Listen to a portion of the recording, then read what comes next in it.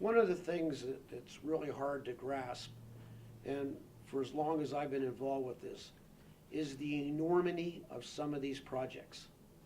And for those of us who went through the Rendell concession for the Turnpike, well understand that there is so much misinformation out there that it's absolutely still comes back to haunt us. How big are these projects and how do they develop? Whether it's the Parkway East in Pittsburgh or the Schuylkill Expressway in Philadelphia, these are massive projects. They're far and away greater than the total scope of construction for the whole state of Pennsylvania. And for all of us who are used to doing business as PennDOT does business, we know that the average amount of time that it takes from the time you say go to you actually build a project is 14 years. And that's way, way too long, and the cost of money, you can't afford it. A dollar when you first start versus what a dollar is when you go into construction, you're always under deficit funding and making it up by cutting other projects. A P3 on a large project, whether it's east, west, or central Pennsylvania, once that project is advertised and the proposals are evaluated and the project's awarded, which can be done in less than a year, you're talking about instant startup, huge project, where you have your engineers on site, you have your construction trailers moved in, you aren't waiting for a bunch of go-aheads and hurdles to jump with agencies. You have your team in Harrisburg, which would probably have Triad or others on it, who will walk through the permitting process for the concessionaire. You will have all of this stuff that will be done and done rapidly. You will be under construction. The engineering people will be working on site.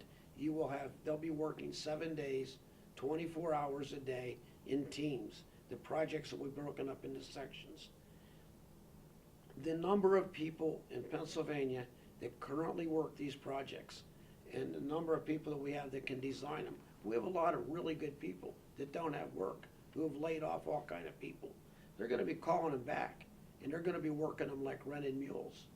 As soon as a section is ready to go and build and acceptable, you're designing to a different mindset than you are designing to value engineering in 408 specs at PennDOT.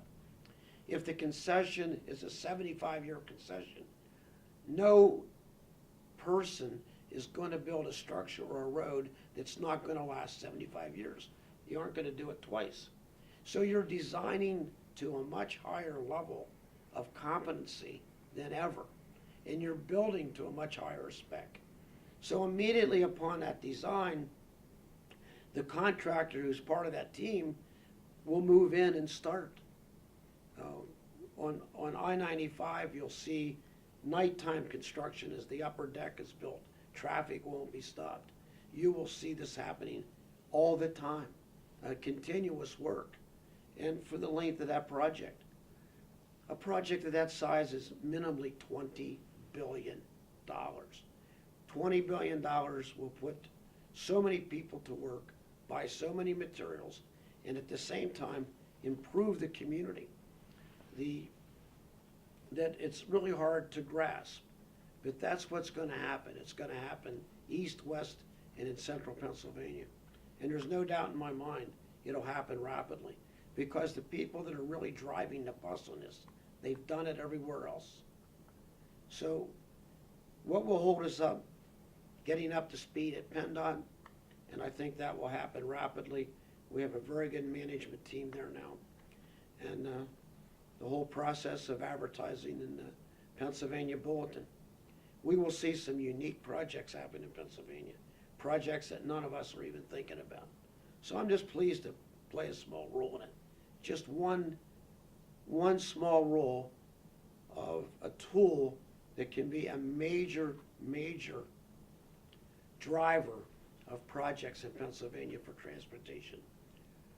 After this project is started and the law is signed, I immediately want to come back with another piece of legislation that will work for sewer, water, and municipal buildings, schools.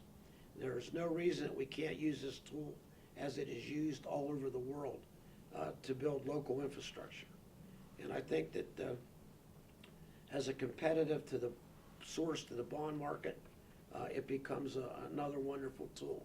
And I know that you'll say, well, bond counselors, they'll fight it and all that. But if you look at all the big houses, they're doing them both now.